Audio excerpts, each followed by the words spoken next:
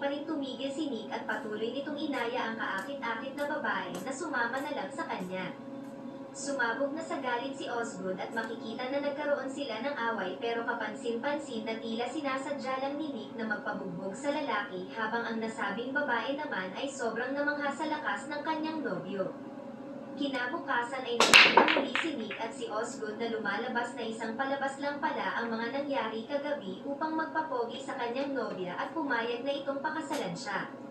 Matapos makuha ni Nick ang bayad sa kanyang ginawang pagpapanggap ay pumasok siya sa restaurant ng kanyang kaibigang barista. Habang nag-aalmusal si Nick ay sinabihan siya nito na gusto siyang makausap ni Hailey na dating nobya ni Nick dahil may gusto itong hilingin sa kanya.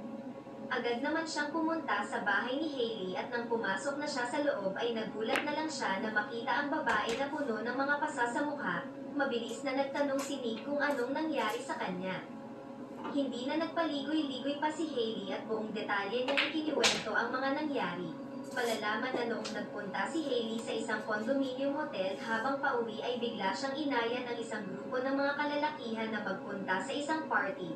Ngunit pagkarating sa lugar ay wala namang nagaganap na party at lumalabas na niloko lang pala siya ng mga ito. Wala na siyang nagawa kaya pinagtulungan na siyang labastanganin at galawin ng mga nasabing kalalakihan dahil na rin sa takot na baka tapusin siya ng mga ito. Sinabi rin ni Hailey na hindi pa nakontento ang mga lalaki at ang isang lalaki na tumatayong boss ng mga ito ay nakuha pang ibaon ang isang baril sa kanyang hiyas na agad niyang ininda ng sobra-sobra. Lumalabas din na kaya pala pinatawag ni Hailey si Nick ay gusto niyang upahan si Nick na imbestigahan at alamin ang mga pangalan ng mga lalaki dahil gusto niyang sampahan ang mga ito ng kaso. Agad namang pumayag si Nick na tulungan siya sa gusto niyang mangyari ngunit tila makikita na hindi ito makapagtimpi at may iba itong plano para sa mga lalaki na lumapastangan sa dati niyang nobya. Mula sa mga ginawa niyang pag-iimbestiga ay nalaman na niya ang mga pangalan ng mga lalaki at kung saan namamalagi ang nasabing grupo na pinamumunuan ni Danny DeMarco. Nang kinatok niya ang pinto ng kwarto ng mga ito ay agad siyang nagpanggap na isang manager sa bar ng mga babae na kanilang pinagsasawaan. Matapos niyang marating ang pribadong kwarto ng boss na si Danny ay agad siyang tinanong nito kung nasaan na ang mga babae at kung magaganda ba ang mga ito. Sumagot naman si Nick at sinabing sobrang ganda ng babae bago pa nila ito lapastanganin at gawa ng kababuyan noong nakaraang gabi. Mula sa mga narinig ay napagtanto agad ng gang leader ang tinutukoy ni Nick na si Hailey. Agad siyang pinagbantaan ng mga ito na umalis na lang kung gusto niya pang mabuhay. Nang akmang aalis na sana si Nick ay bigla na lang niyang inatake ang dalawa nitong tauhan na makikita na madali lang bumagsak at hindi na nagawang makalaban pa. Sinubukan siyang patamaan ng leader pero naiwasan lang ito ni Nick at nagawa niya pang pabagsakin ang abusadong lalaki gamit lang ang isang barya. Matapos may gapos ay dumating na din si Hailey at kinumpirma nito na sila nga ang mga lalaking lumapastangan sa kanya. Nang kinuha ni Hailey ang isang malaking gunting ay agad na umurong ang buntot ng maangas na leader at sinubukan silang sumulan ng malaking halaga ng pera. Ngunit hindi natinag ang babae at tila desidido na talaga ito na gawin ang inaasam niyang paghihiganti. Nang akma niyang puputulan ang junior ng gang leader ay parang maamo itong tupang nagmakaawa na halos maiyak pa dahil sa sobrang takot.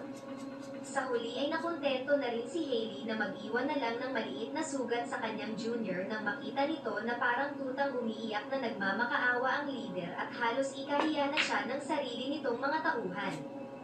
Matapos makaalis ay pinaghatian na ng dalawa ang nakuha nilang pera na agad namang ginamit ni Nick pang sugal sa kasino.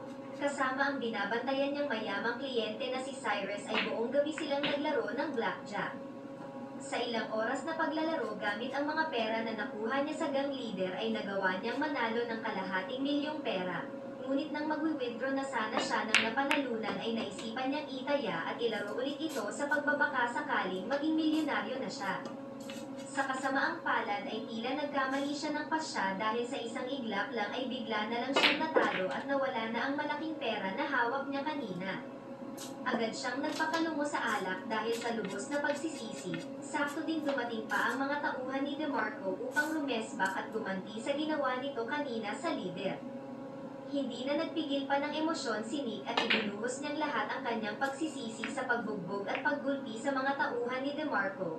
Kahit pa sobrang dami ng sumugod sa kanya at lasing na lasing pa siya ay hindi makakaila na hindi pa rin umubra ang mga ito at nagbistulan lang silang mga papel na isa-isang tumitiklop sa lakas ni Nick sa pakikipagbakbakan. Kahit pa may mga gamit na itong mga bato na armas ay walang kahirap-hirap lang silang itinutumba ni Nick at pinapakain ng alikabok. Halos masira na nila ang buong lugar pero patuloy lang sa pagdating ng mga tauhan ni DeMarco na walang kadala-dala. Habang tumatagal ang bakbakan ay tila nag-e-enjoy na si Nick sa ginagawa niyang paggulpi sa mga ito. Nahinto lang ang gulo nang hindi na makalaban pa ang mga lalaking sumugod sa kanya at nang dumating na ang mga pulis at tauhan ng mafia na may-ari ng kasino na makikilala sa alias na Baby. Dahil sa impluwensya nito ay walang kahirap-hirap nitong tinipon ang gang leader na si DeMarco at maging si Nick sa iisang lugar upang pag-usapan ang punot-dulo ng panggugulo nila sa kanyang kasino. Sinubukang magsinungaling ni DeMarco na kaya lang siya nagpapunta ng mga tauhan upang bubugin si Nick ay dahil sumugod si Nick